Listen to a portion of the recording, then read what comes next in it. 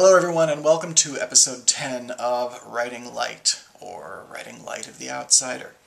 My name is Wayne Selznick, and what I do here is chronicle the progress and the insights that I make and the things that I learn as I write my second novel, a fantasy thriller called Light of the Outsider. Every 5,000 words that I write, give or take, I come before you and talk about whatever's on my mind that might have sprung up in my mind during the writing of those last 5,000 words.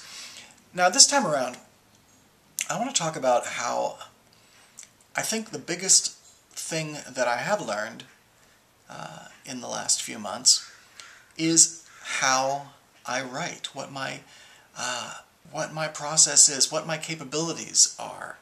And I've also learned to adjust expectations and to greater understand what my expectations should be in terms of my own productivity and even what productivity means and what the scale is, what the measurement is. So here's the deal. My original plan was this year that in January I would plot and create a pretty detailed outline for writing for Light of the Outsider. And then I would write the first draft in February, March, and then be done by the end of April. And then it was be done by the middle of May.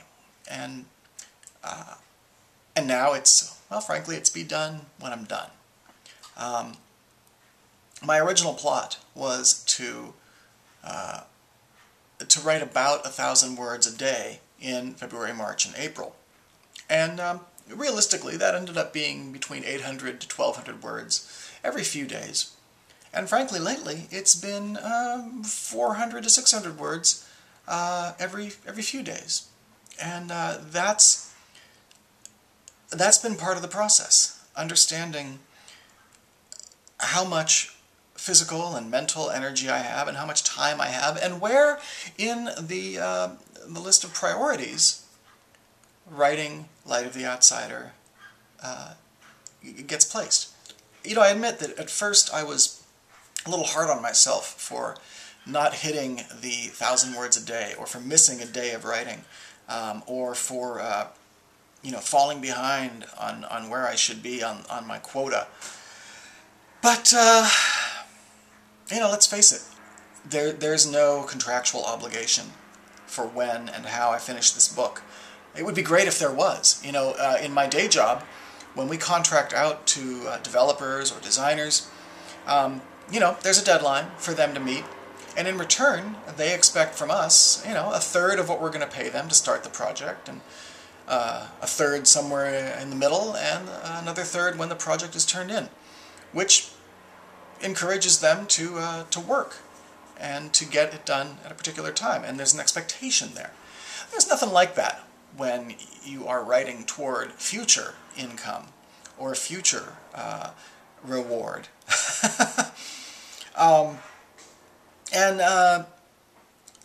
So as much as I would like to act like there's a deadline involved, you know what? It's not working.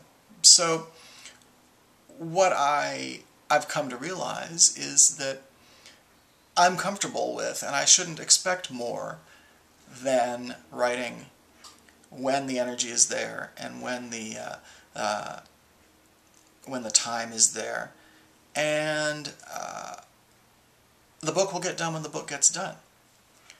I have incentive, indeed. I want to tell this story, and I understand that ultimately I want income from writing to be a substantial portion of my income.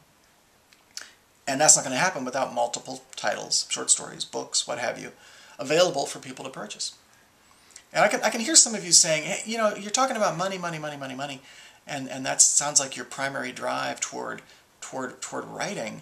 What about just writing for writing's sake? Well, here's how I feel, and this is why in the past few years, past year, 2 years perhaps, I've referred to myself as a creator rather than a writer or a musician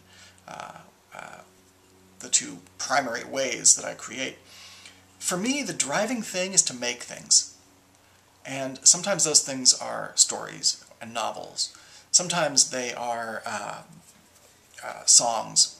Sometimes they are working out the worlds that the stories take place in. It's all the same to me. It all tickles the same part of my brain, that drive to be making something. If I had a large advance that was supporting me and allowing me to take the energy that I spend on a day job and pour it into writing this book, sure, I'd be getting it done a lot faster. There would be a contractual obligation. There would be a financial incentive. Like it or not, that is a big part of what drives my priority list. I make things. Some of these things you see, some of them you don't, some of them you will, some of them you may never. Light of the Outsider is a story that's been bubbling around in my head for many, many years, and I want to get it written, and I will get it done. It's part of a larger creative endeavor called The Shaper's World that I also want to continue to build and refine and bring to a point where it can be released on the world. And it's part of a larger endeavor on top of that, of stories and songs and settings and media that all tie together. As creative people, those of you who watch this, where does your obligation lie? And how does that play into your working habit? And how does that play into your sense of,